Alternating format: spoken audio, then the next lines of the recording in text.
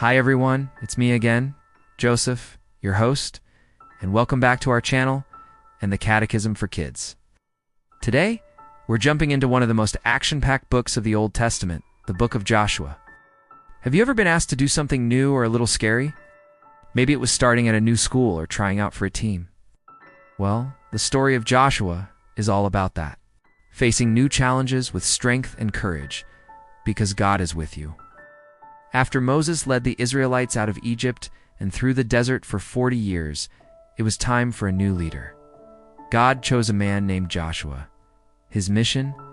To lead God's people into the Promised Land, a place called Canaan, which God had promised them a very, very long time ago.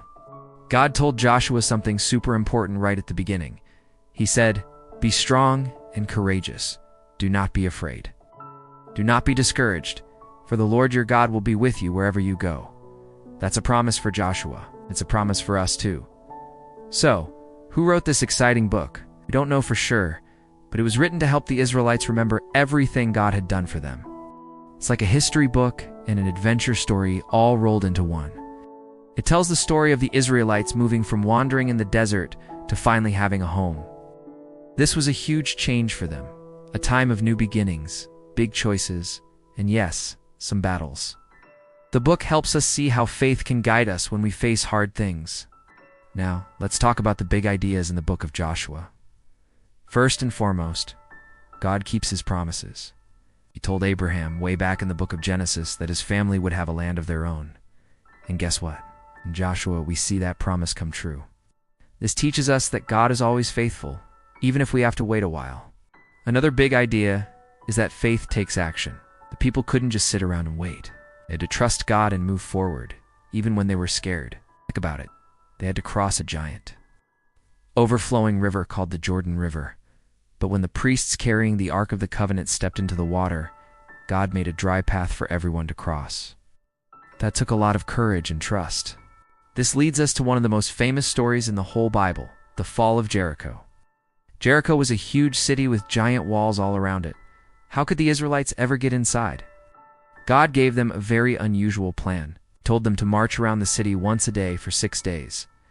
Then, on the 7th day, they were to march around it 7 times, shout as loud as they could, and have the priests blow their horns. It might have sounded strange, but they did exactly what God said.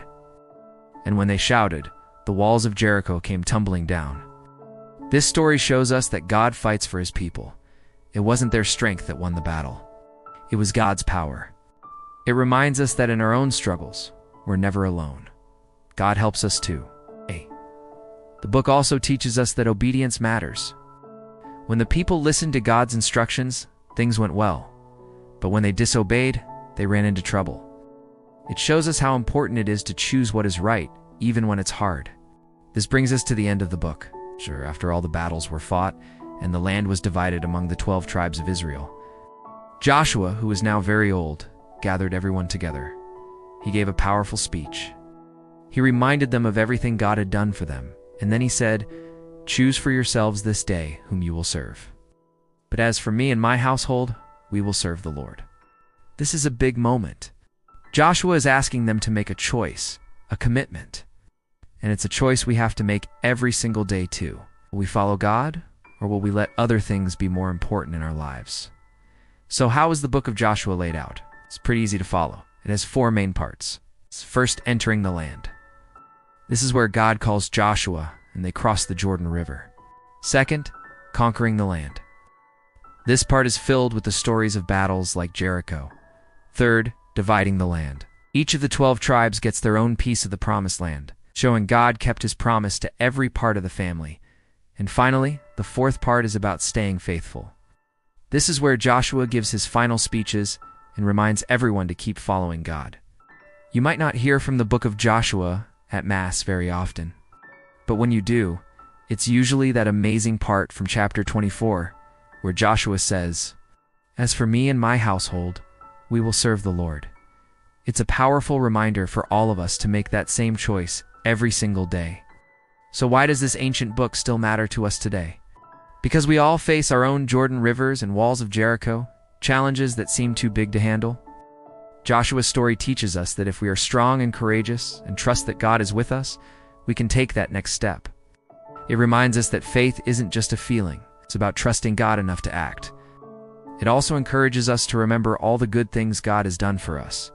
Just like the Israelites set up stones to remember crossing the Jordan, we should take time to be thankful for how God has helped us. Joshua was a great leader because he trusted God completely. And his story is in the Bible to teach us to do the same.